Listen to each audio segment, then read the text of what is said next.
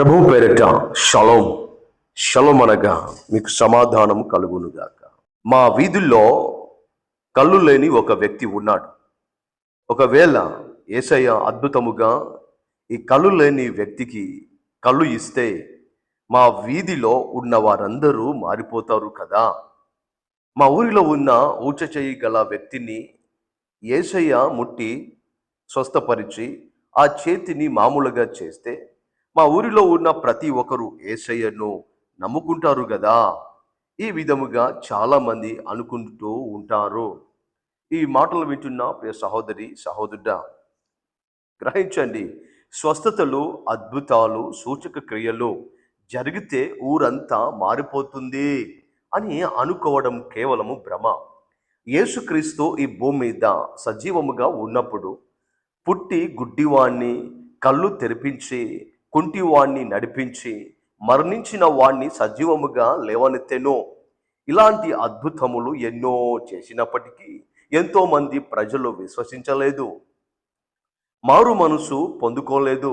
పిమ్మట ఏ ఏ పట్టణములో ఆయన విస్తారమైన అద్భుతములు చేసినో ఆ పట్టణములో వారు మారు మనసు పొందకపోవటం వలన ఆయన వారిని గద్దించెను. మత్తయి సువార్త 11:29. నేను సాత్వికుడను, దీన మనసు గలవాడను గనుక మీ మీద నా కాడి ఎత్తుకొని నా యొద్ద నేర్చుకొనిడి, అప్పుడు మీ ప్రాణములకు విశ్రాంతి దొరుకును. ఎక్కడైతే యేసుక్రీస్తు సూచక్రియలు అత్యధికంగా చేశాడో అక్కడే ప్రజలు ఆయనను విశ్వసించలేదు. ధనవంతుడు ఒకడు నరకములో యాతన పడుచు పరలోకములో ఉన్న అబ్రహాముతో, అయ్యా, నాకు 5 సహోదరులు ఉన్నారు, వారు ఈ వేదనకరమైన స్థలమునకు రాకుండునట్లు నరకము పరలోకము అనునవి ఉన్నవి. వారు గ్రహించినట్లు నీ రొమ్మున ఆనుకొని ఉన్న లాజరును దయచేసి వారి యొద్దకు పంపించుము. మృతులలో నుండి ఒకడు లేచి వెళ్ళి చెప్పిన ఎడల వారు తప్పక మారు మనసు పొందుకుంటారు అని వేడుకొనెను. అందుకు అబ్రహాము, వారి యొద్ద మోషే ప్రవక్తలను ఉన్నారు, వారి వారి మాటలు వినవలెనని మోషేయు ప్రవక్తలను చెప్పిన మాటలు వినని ఎడల మరణించిన వాడొక్కడు తిరిగి లేచి వెళ్ళినా వారు నమ్మరని అతనితో చెప్పెను.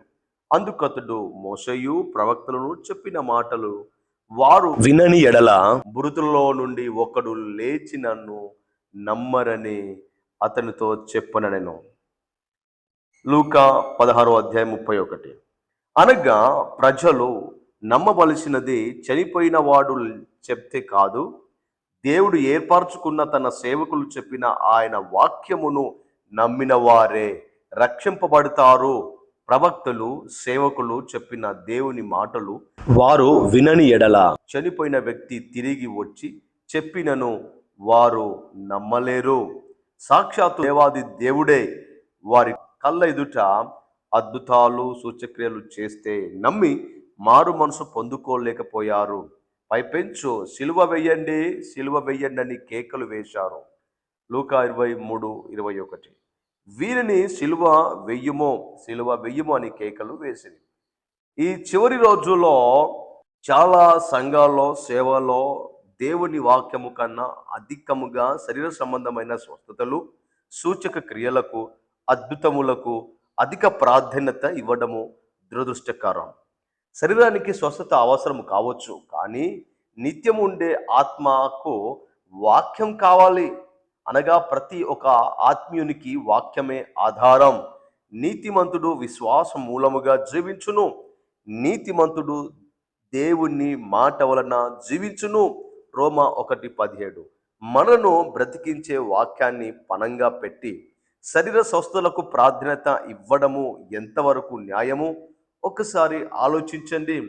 ఈరోజు నమ్మితేనే రక్షణ సాధ్యము, నమ్మకపోతే నరకము తథ్యం.